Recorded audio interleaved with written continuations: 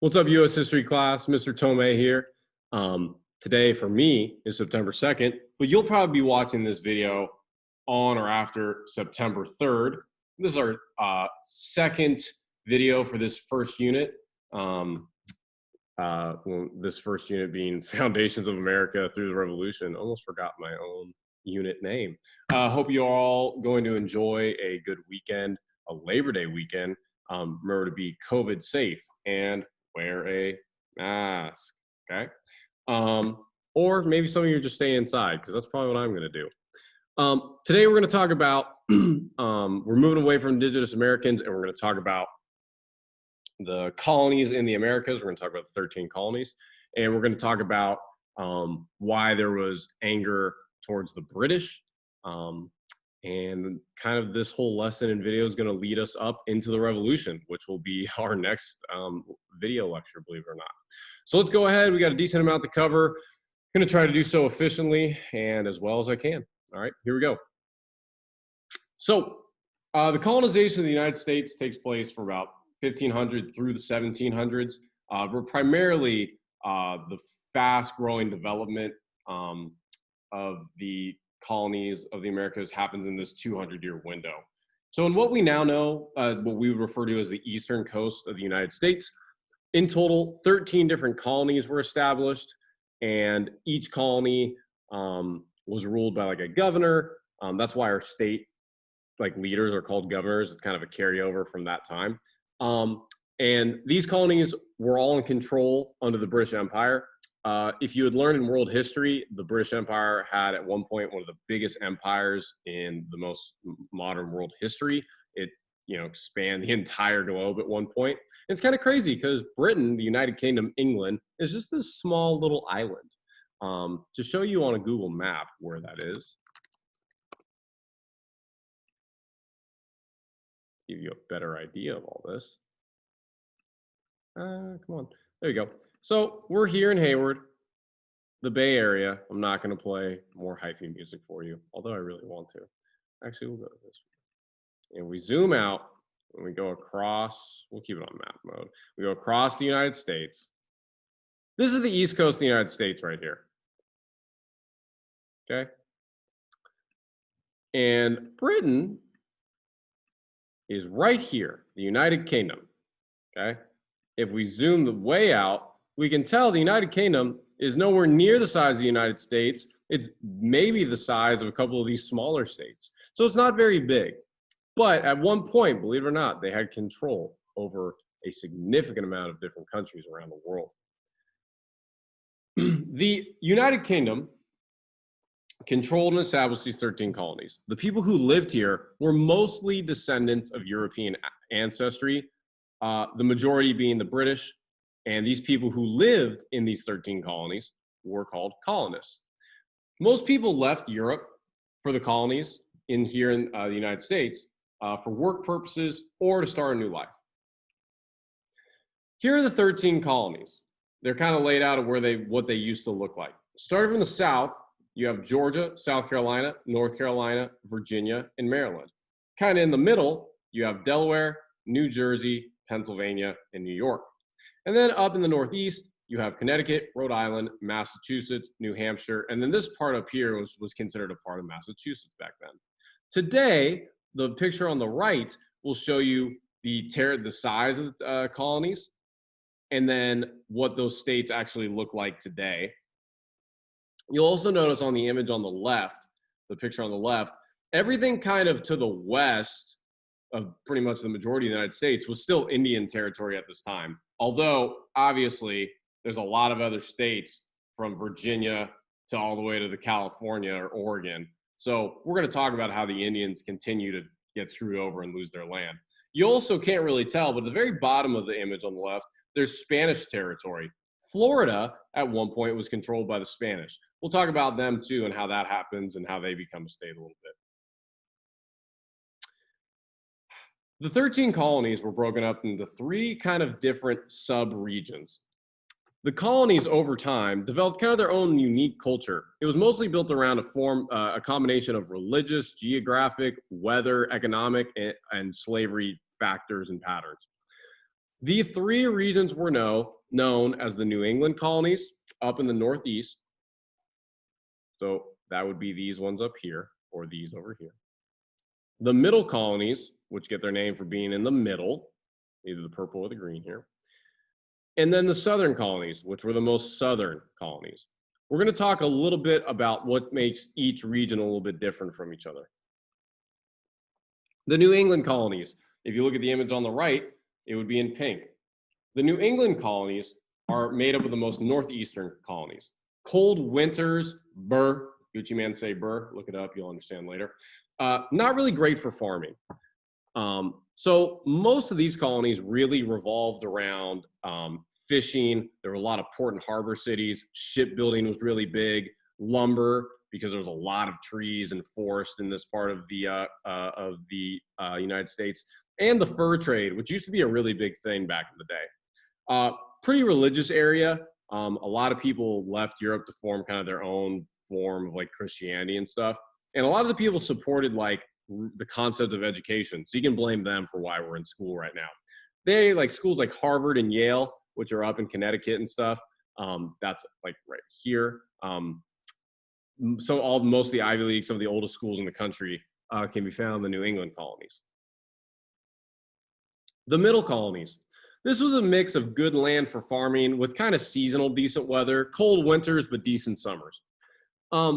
Decent amount of port cities and helped develop trade routes. The fact that they were centrally located also would help the middle colonies form like the financial center, especially for the banks. That's why New York City, such a big city, and why it's been so successful. It's pretty much where all the banks are located, not just in the United States, but it's the banking headquarters kind of the world.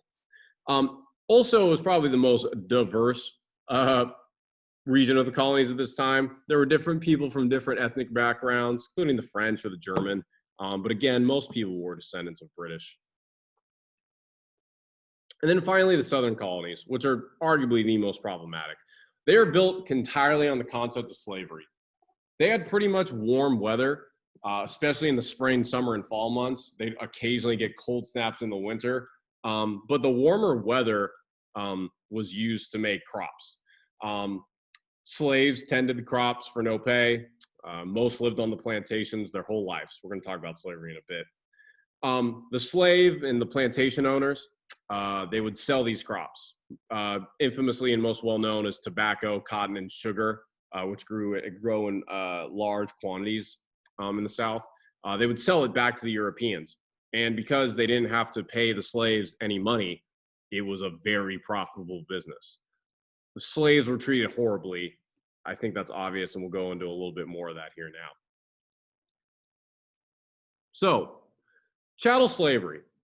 You've probably heard of the term slavery, but chattel slavery is more specific in terms of what we would call it maybe here in the United States. Chattel slavery essentially just means slaves that are in bondage, that are in chains. And that's just the history of slavery here in the United States. There's other forms of slavery that exist even to this day around the world. Some people are slaves for a certain amount of time. Some people are, slaves for other reasons. But not every person is always in chains or in bondage. But in the United States, it was very specific with chains and bondage and keeping Black people subhuman. I mean, it was just a horrible thing, and there's no real other way to put it. To give you the background, you probably learned this before, but I just want to make sure we touch it again. Africans were often stolen or bought by Europeans. European ships would sail from Europe down to Africa, and then from Africa to the Americas. That part from when they would sail from Africa to the Americas is known as the Middle Passage, because it's kind of like the middle of like Africa, Europe, and the Americas. So the Middle Passage. Slaves had no rights. They were seen as property, similarly to how a farmer would view a horse or a cow. Slaves were sold for attributes. The biggest, the strongest, the healthiest were more expensive.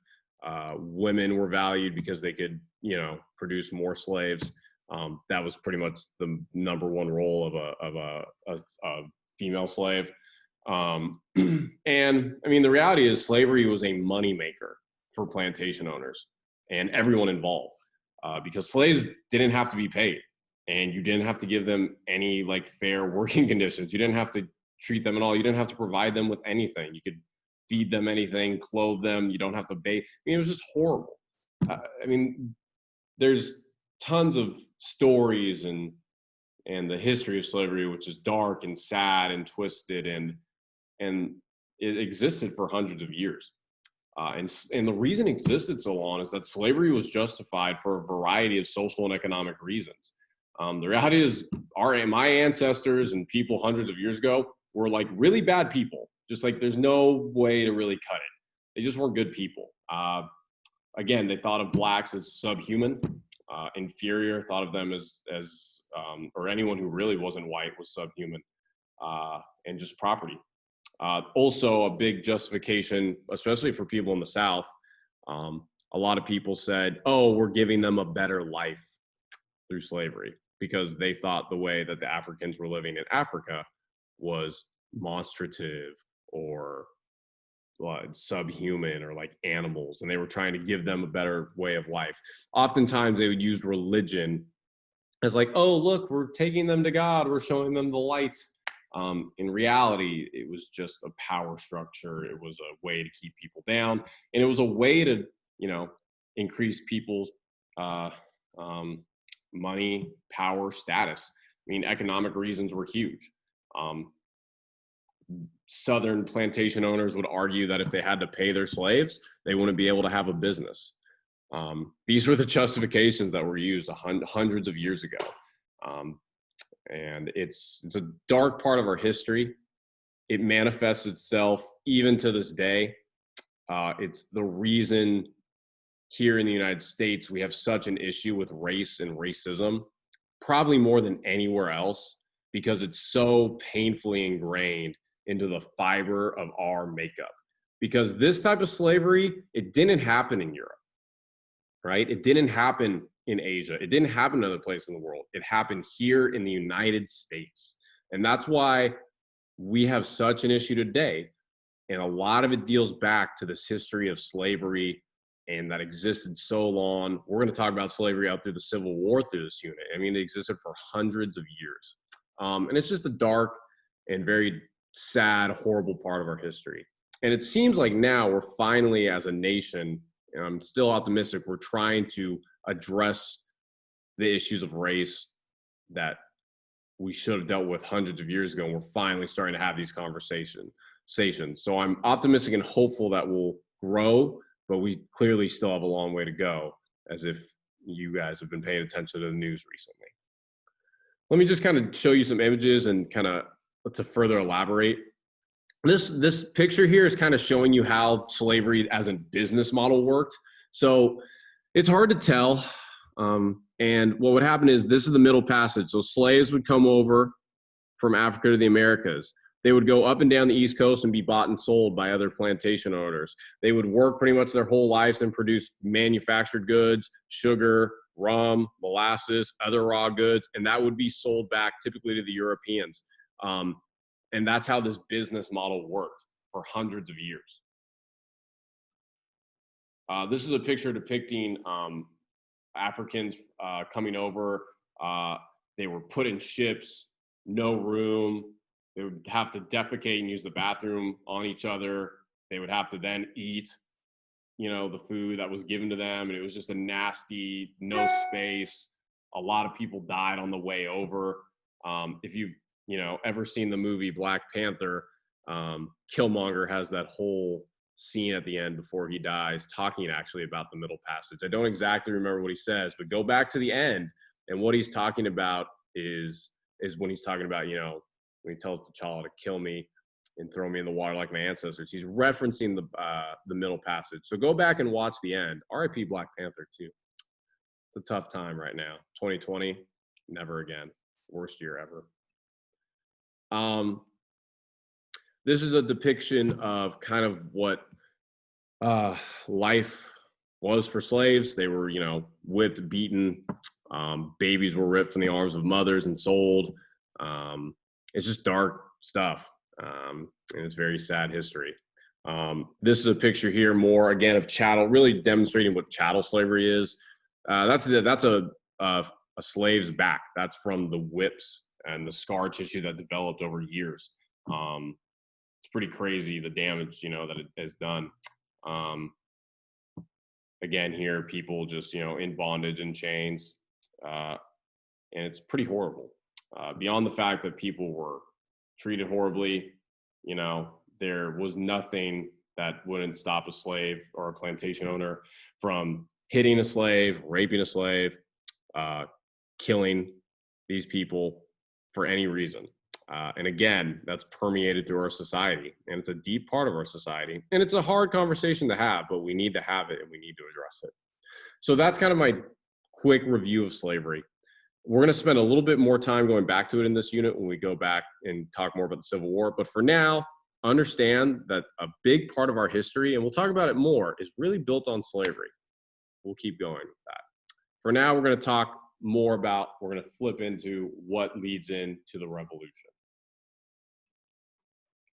So we get now to the 1700s. There's a growing resentment from the colonialists against the British. As time went on, hundreds of years, the colonies began to develop their own culture and identity that was uniquely different than the British. Although people who lived in the colonies were considered British citizens, or the subjects as they were called back in the day, many people began to question the point of staying loyal to a small island country, thousands of miles across the Atlantic, especially as a lot of generations at this point had been born in the colonies that never even set foot in Britain. So there was a big question as to, why are we still like their citizens? We're way different. Like we should be our own thing. And people began to start having these conversations. And that's kind of what set the revolution in motion. Conversations that would be had at the bar. You'd be talking with your friend down the street. And every couple of years, more and more people would get behind this idea. The British also heavily taxed the colonists whenever they purchased goods, like big time taxing. A lot of money. You want to buy some tea, you want to buy a stamp, it's going to cost way more than you thought when you add up the tax. The British be taxing. Remember that, British be taxing. On top of that, the British troops, who pretty much could do whatever they want to do and get away with it, like angered a lot of the colonists. And people were starting to get over this. So this is all important.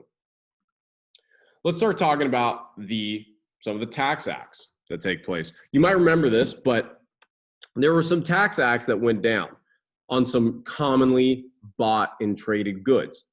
Sugar and stamps were pretty important back in the day, especially stamps, because believe it or not, people used to actually write one another before the cell phone days. I know most of you guys, this is all you've ever known. But we used to have to write letters to each other. And so correspondence through mail, you had to pay for stamps, and it cost money. And so when stamps started getting more and more expensive, people were like, I can't even write my grandma, or I can't write to my mom, or I can't write to my uncle because it's so expensive now. People were getting really upset. It'd be like if your phone bill got taxed and like turned double. Eventually, you'd be pretty mad at Verizon or AT&T.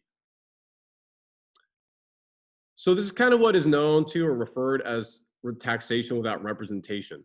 That was kind of the calling cry that many colonists used towards the British. The colonists thought the tax wasn't fair because the British, the king, and the idea of like the British government was so far away, they didn't even see themselves as citizens or subjects of the British Empire. Over time, anger grew, and as this anger grew in the colonies, the king and the British got a little nervous back home, and they sent more soldiers over to keep the peace. That only made things worse. This gets us to the Boston Massacre. We're now in 1770. British soldiers fired upon Boston citizens after one of the British soldiers was hit with a snowball. It's a long story, but understand, no one should be shot because they threw a snowball, right? That's should be common sense, but back in 1770, it wasn't. 5 colonialists died, and the media in the colonies really put a spin on it and really started to write really negatively about the British Empire, the British presence, the taxes, and this got people fired up. It got people stirred up. And it got people really ready to fight back and start to take action into their own hands to secure their freedom and to secure their way of life. This is what kind of started people getting even more and more, not just talking about the revolution, but actually organizing, meeting, gathering weapons. Another big event of the revolution is known as the Boston Tea Party. This happened a couple years after the Boston Massacre. There was a Tea Act, 1773. The act taxed tea in the Americas up a lot. Back in the day, we used to not, now everyone drinks coffee, but back in the day, tea was really popular. It's still really popular if we go to England and Britain today, but in the Americas, we drink coffee now. But back then, tea was really, like a lot of people drank it. And when this tax happened, people were done and fed up. So the colonists became really angry, and they were already angry at a lot of the other events that had been happening over the past couple of years. One night, a group of colonists led by Sam Adams, you probably heard of him because it's a beer company, and then Paul Revere, you might have heard of him too for his famous midnight ride. They went into the Boston Harbor. Boston's a city in upper New England, kind of in the Northeast, the New England colonies. Pretty big city today, home of the Celtics, the Red Sox, so on and so forth. The Patriots are from there, the New England Patriots, hence the name Patriots. They hopped aboard British ships and they dumped all the tea that were on these ships into the harbor. It was so much so it turned the harbor kind of the tea brown color. And that was their form of defiance. It was the form of protest. This event only escalated the tensions between the British and the colonists. And soon these tensions would boil over. And that's what's going to lead us into our next video when we talk about the revolution. This was an image from that's an artist's depiction of the Boston Tea Party, as it's called. If you notice, the people on the ship are dressed as Indians. Paul Revere and Sam Adams actually wanted to dress up as indigenous Americans because they didn't want to get caught or they didn't want to be seen as colonists, and they wanted the indigenous Americans to get the blame, which is already screwed up because these people have treated the indigenous Americans hecka bad for the past hundreds of years, and now they're just trying to make life harder for them. So it's all sorts of problematic. Hashtag problematic. But that's why they're depicted as American Indians, although it's just a bunch of white dudes who dressed up as American Indians. So, yeah. Okay. Well, at the end of the video, make sure you watch this video and then do the corresponding assignment. And then go ahead, make sure you're doing this work, and be on the lookout for my next video. Make sure to like and subscribe, right? Help me out. That's all I got for you. So let's go ahead and stop the share. Mr. Tomei out, and I'll see you in the next video.